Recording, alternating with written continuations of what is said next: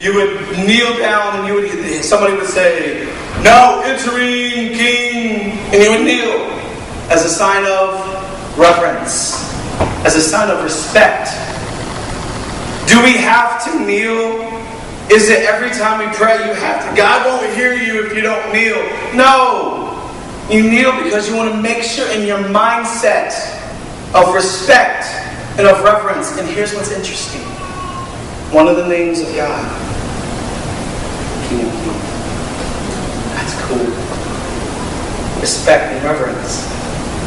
And we get this. Okay, that was medieval times. We're not medieval times anymore. Men, have you ever asked someone to marry you? What do?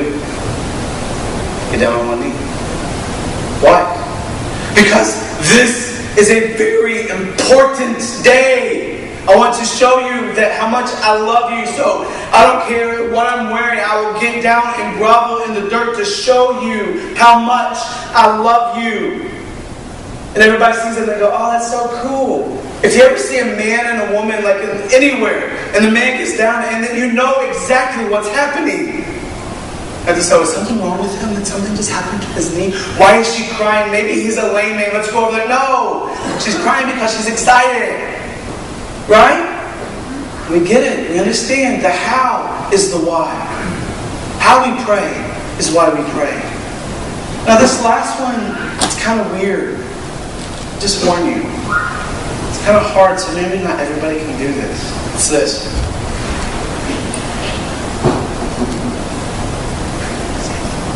Everyone's like, he's crazy.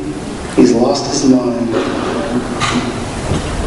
Sign of full surrender.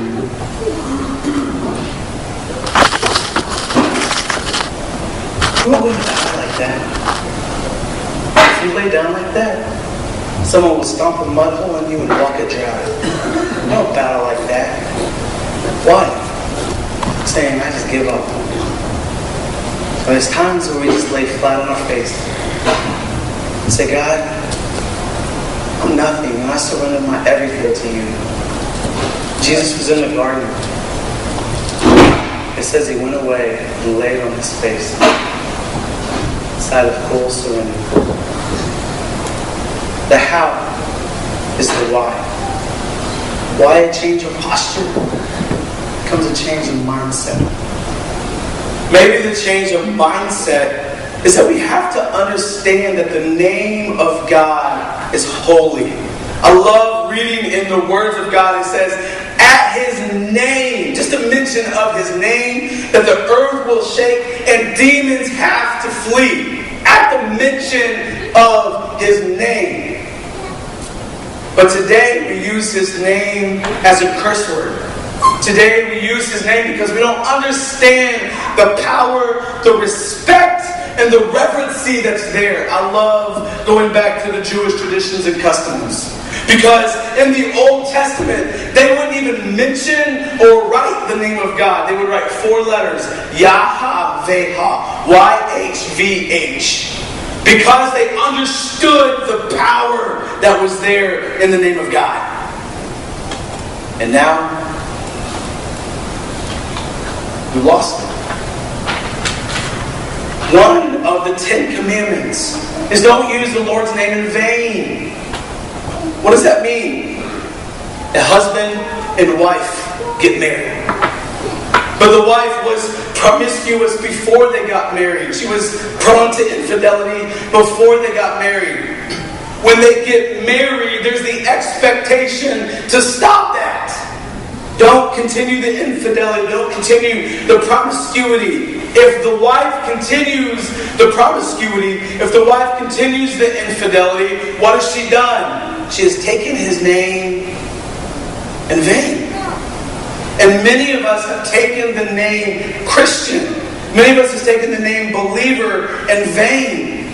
What do you mean? We're still running around and sinning and living a lifestyle of promiscuity and infidelity. And we wonder when we come and we pray, why in the world doesn't God hear me? Because you're the unfaithful partner. Why do we come into a marriage relationship that you stop the promiscuity, you stop the infidelity, and you give yourself wholly to that person? Because you love that person. There's the expectation.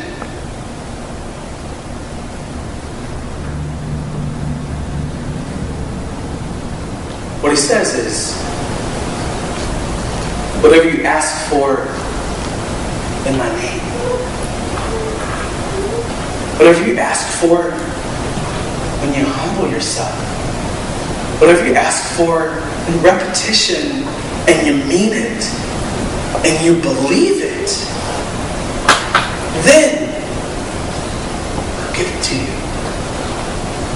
Church, we're in a 40-day prayer challenge. A little more than 30 days in. A little more than 2 weeks in, and we'll talk about that.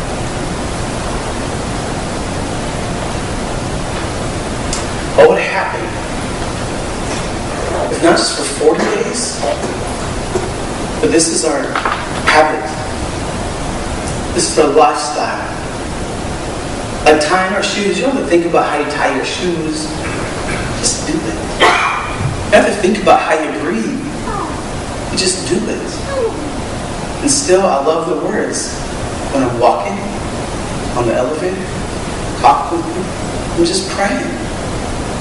Because that's who I am. It's as natural as breathing. Prayer should be as natural as breathing. It's not something that we have to do. It's something we get to do. It isn't like God's waiting in heaven going, okay, you haven't prayed today.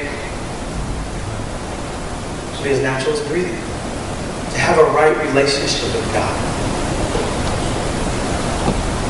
South Korea is there's a church, one of the fastest growing churches in the entire world. So of course Christianity Today and all the Christian leadership magazines go to this church to say, tell us your secret. Like there's some magical formula that you use and you plug into your church. And then boom, your church will be exploding with growth. They said, guys, I don't know what to tell you other than this. Most people schedule their day by their appointments and people that they're going to meet with. And at some point, they try to fit in a time of prayer to God. He said, what I do is I schedule my time with God. And anything that I have left, I meet with people. What would it look like as we start this habit and this lifestyle of prayer? You take out your iPhone 5, the little app with your calendar. You take out your little calendar with a piece of paper. You take out the little calendar on the wall. And you just block off for a segment of time. And while the phone may ring, and maybe this happening, doesn't matter. This is what I'm about. Taking this time right here to sit down and make sure that I have a right relationship with God. And I talk to Him every single second of every day. Again, the challenge is 40 days of prayer. For the city, for our leaders, for a healing of this land, that our friends and our loved ones come to know Him and have a right relationship with Him. I would love for us to rise to the occasion, to pray the way that God has laid out for us as an example. See what will happen. Sure, around you start to change, but more importantly, what will change is on the inside. Father, that's our desire. That's the desire of my heart. Is to pray passionate, powerful prayers. I want you to hear from heaven that you will turn your face back to us and heal this land. For my friends and my loved ones who are far away from you to come back to you in a new way. That's where churches are full. That the problem is, how can we park everybody and pack them in? They so want to hear from you. Strengthen our resolve when the days get long and the prayers are no. To be steadfast and to stand firm. And know you are the same God who was, you are the same God who is, and you will forever be. Amen.